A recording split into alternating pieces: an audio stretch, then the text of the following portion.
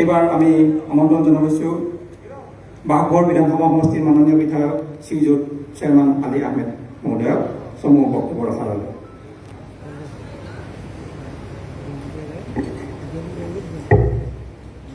আজিৰ এই সভাৰ শ্ৰদ্ধেয় মুখ্য অতিথি তথা অসম চৰকাৰৰ অতিকে দক্ষ মন্ত্ৰী, যিটো কথা হাত শত্ৰুদৈও আজি স্বীকাৰ কৰিবলৈ বাধ্য হৈছে, সেয়া আমাৰ শ্ৰদ্ধেয় শ্ৰীযুত হিমন্ত বিশ্ব শৰ্মা ডাঙৰীয়া, মঞ্চত উপবিষ্ট ভাৰতীয় জনতা পাৰ্টিৰ শ্ৰদ্ধেয় সভাপতি তথা সৰ্বক সমষ্টিৰ সন্মানীয় বিধায়ক শ্ৰীযুত ৰঞ্জিত দাস ডাঙৰীয়া, মঞ্চত উপবিষ্ট অন্যান্য মোৰ সতীৰ্থ শ্ৰদ্ধেয় বিধায়কসকল, মঞ্চত উপবিষ্ট অন্যান্য আমন্ত্ৰিত বিজ্ঞ ব্যক্তিসকল, সন্মানীয় ব্যক্তিসকল আৰু বিভাগীয় শ্ৰদ্ধেয় বিষয়াবৰ্গ। বৰপেটা জিলা অসমৰ ভিতৰতে অন্যতম পশ্চাৎপদ জিলা আৰু সেইকাৰণে জিলাখনক এছপাইৰেশ্যনেল ডিষ্ট্ৰিক্ট হিচাপে পৰিগণিত হৈছে, ঘোষণা কৰা হৈছে। এনে প্ৰেক্ষাপটত আজি বৰপেটা জিলাৰ মাননীয় মন্ত্ৰী মহোদয়ৰ উদ্যোগত পাছোতাকে এনেকুৱা ডাঙৰ আঁচনিৰ উদ্বোধনে আমি আশা কৰিছোঁ বৰপেটা জিলাখনৰ উন্নয়নৰ ক্ষেত্ৰত এক নতুন মাত্ৰা প্ৰদান কৰিব।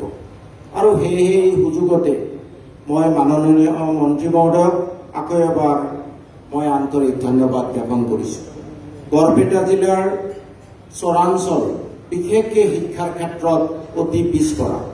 অসম চৰকাৰৰে সমীক্ষা মতে বৰপেটা জিলাৰ চৰাঞ্চলৰ শিক্ষাৰ হাৰ আজিও 17ৰ পৰা 20%।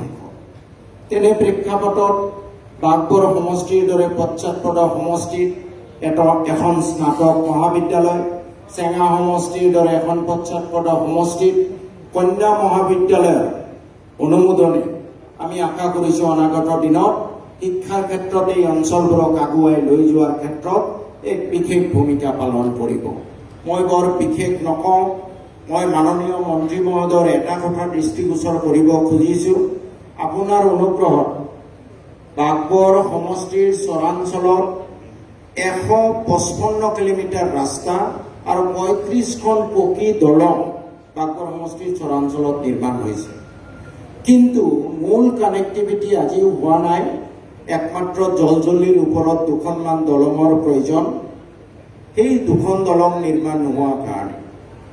আৰু আপোনাৰ অনুগ্ৰহত আজি বৰপেটাৰ পৰা বাঘবৰলৈ 100 কোটি টকাৰ এক ৰাস্তা নিৰ্মাণৰ ডাবল লেনিং ৰাস্তা নিৰ্মাণৰ প্ৰকল্পৰ কাম চলি আছে, কিন্তু মন্দিয়া বজাৰৰ গাতে লাগি থকা দলংখন সেই তাহানিতে বনোৱা অতি ঠেক দলং, এখন গাড়ী গ'লে আৰু এখন গাড়ী পাছ হ'ব নোৱাৰে।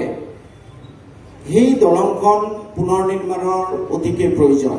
মই আজিৰ এই সুযোগত আপোনালৈ গোটেই জিলাখনৰ হৈ বিশেষকৈ বাঘবৰ সমষ্টিৰ হৈ অনুৰোধ জনাব খুজিছোঁ, কেইবাবাৰো বিধানসভাত আপোনাৰ দৃষ্টিগোচৰ কৰিছোঁ যে এই চৰাঞ্চলৰ 200 কোটি টকা ব্যয় সাপেক্ষে নিৰ্মাণ কৰা ৰাস্তাখিনি যাতে প্ৰকৃত অৰ্থত ৰাইজৰ উপকাৰত আহে, তাৰ কাৰণে জলজুলিৰ ওপৰত 2খন দলং আৰু মন্দিয়া বজাৰৰ ওচৰত থকা 100 কোটি টকা প্ৰজেক্টৰ অন্তৰ্গত মন্দিয়া বজাৰৰ ওচৰত থকা দলংখন নিৰ্মাণৰ কাৰণে অহা দিনবোৰত আপুনি প্ৰচেষ্টা নিশ্চয় চলাব। সেই অনুৰোধ ৰাখি আপোনাক আকৌ এবাৰ ইমান ডাঙৰ বৰপেটা জিলাৰ কাৰণে এনেকুৱা ডাঙৰ 5টা আঁচনিৰ একেলগে আজি অনুমোদন তথা উদ্বোধন কৰাৰ কাৰণে মই আন্তৰিক ধন্যবাদ জ্ঞাপন কৰি মই মোৰ বক্তব্য সামৰিছোঁ। ধন্যবাদ।